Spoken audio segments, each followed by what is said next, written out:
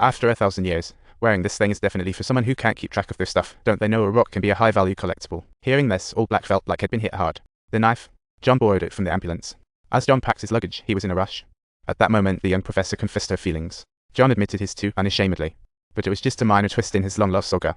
But he didn't want to ruin the young professor's future. Had seen too many farewells. He watched his wife and kids age slowly, and a decade later, dialing goodbye became routine. So John declined the love feast. Back home, he was mobbed like a celebrity with endless questions. They doubted John's story. This time, John shared his eastward adventures. Realizing his superpower, he ran towards the sun like a child seeing a new toy. That was his first encounter with the big splashy stage of the Mediterranean. To him, the ocean was like a vibrant painting that left him in awe. Following the ocean eastward, he witnessed the marvels of the Bronze Age, like stepping into an amusement park of ancient wonders. These things were like unique celebrities, and as John learned their languages, he couldn't help but wonder, what's the point of all this wondering? So, he decided to fully embrace the life of a Sumerian, living for 2,000 years, and later became a Babylonian under Hammurabi's code. Long life can really be. He just so happened to cross paths with Buddha's era and was struck by this super charming figure, so John decided to join the Buddha's fan club. Buddha probably sensed John's unique vibe, but never pried into his secrets. After all that, everyone looked as shocked as if they'd just downed bad milk. They wondered if it was a story or John's fantasy. Old Black thought it was a story, while the archaeology expert believed John needed a mental checkup. Then, a car arrived. It was the psychologist called in by the archaeology expert earlier. But this situation got a bit complicated. After all, no one could tell if John was speaking the truth or just making it up. Even with the psychologist's arrival, they needed to let John continue his show. Maybe one day he'd trip up. After guessing the scoop, the psychologist jumped. So, living for so long, I've gotten seriously sick. John paused. I think I might have had pneumonia back in the prehistoric days, but more recently, I've had typhoid, yellow fever, and smallpox, even survived the Black Death. But luckily, my special body left me without a stick. The biologist was completely baffled by this and insisted John visit his lab, but John shut him down without a second thought. John didn't want to be a lab rat.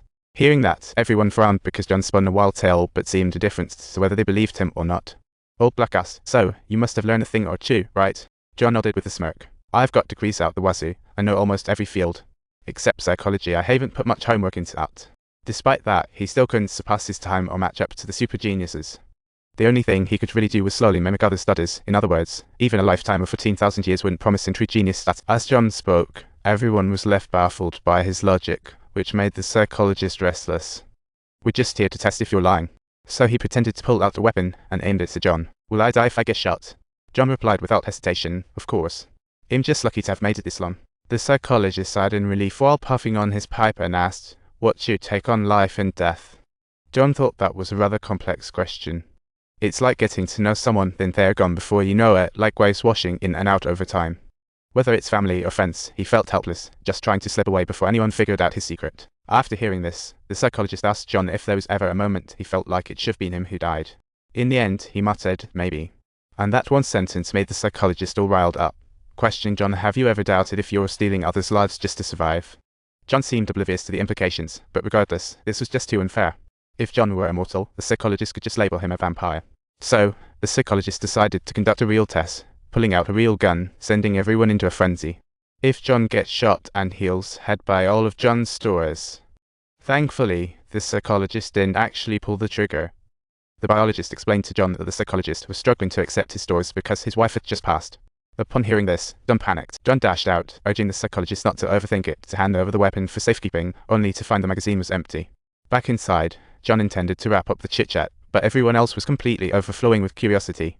They were determined to unearth the truth and began interrogating John, who replied he had met some peculiar people in the 17th century. His gut told him this person was like him, and they chatted for 2 days, only to discover they were from another time and place.